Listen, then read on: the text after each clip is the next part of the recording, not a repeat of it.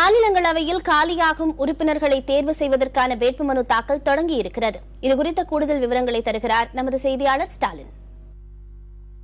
தமிழகத்தில் காலியாக உள்ள 6 மாநிலங்களவை உறுப்பினருக்கான தேர்தல் வருகின்ற ஜூன் 11ஆம் தேதி நடைபெறுகிறது.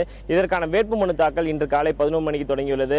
இந்த 6 உறுப்பினர் பதவிக்காக போட்டியிடும் வேட்பாளர்கள் இன்று காலை 11 மணி முதல் மே மாதம் 31ஆம் தேதி மதியம் 3 மணி வரை தங்களுடைய வேட்புமனுக்களை சட்டசபை செயலாளர் அலுவலகத்தில் தாக்கல் செய்யலாம் என்று அறிவிக்கப்பட்டுள்ளது.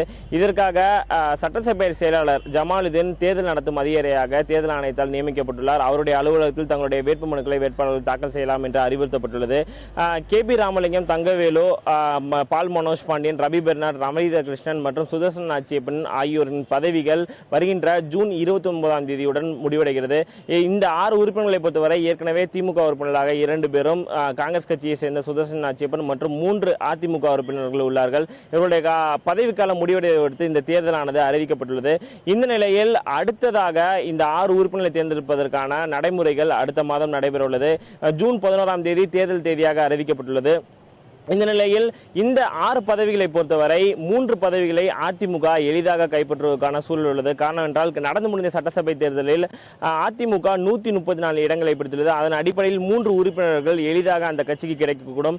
அதே போல திமுகவை பொறுத்தவரை 89 இடங்களில் கைப்பற்றியுள்ளது. இதன் மூலம் அந்த கட்சியை பொறுத்தவரை 2 இடங்களில் அந்த கட்சியின் சார்பில் போட்டியிடும் வேட்பாளர்கள் எளிதாக இந்த உறுப்பினர் பதவிக்கு தேர்ந்தெடுக்கப்படுவார்கள். மீதமுள்ள ஒரு பதவியை பொறுத்தவரை அதிகம் அதிமுகவை பொறுத்தவரை அதிக சட்டமன்ற உறுப்பினர்களை கைப்பற்றியுள்ளது. அதன் அடிப்படையில் அதிமுக சார்பில் அந்த 4வது உறுப்பினருக்கான பதவியும் எளிதாக கைப்பற்றக்கூடிய ஒரு சூழல் தான் உள்ளது. இந்த நிலையில் இந்த தேர்தல் நடைமுறைகளை பொறுத்தவரை வருகின்ற 1ஆம் தேதி 31ஆம் தேதி வரை இந்த வேட்புமனுக்களை தாக்கல் செய்யலாம். 1ஆம் தேதி வேட்புமனு மீதான பரிசீலனையும் 3ஆம் தேதி வேட்புமனுக்களை திரும்ப பெறுவதற்கான தேதியாக அறிவிக்கப்பட்டுள்ளது. அதேபோல 11ஆம் தேதி தேர்தல் நடைபெற உள்ளது. திமுக சார்பில் ஏற்கனவே இந்த 2 உறுப்பினர் பதவிகளுக்கு RS பாரதி மற்றும் TKS இளங்கோவன் ஆகியோர்கள் ஏற்கனவே அறிவிக்கப்பட்டுள்ளார்கள்.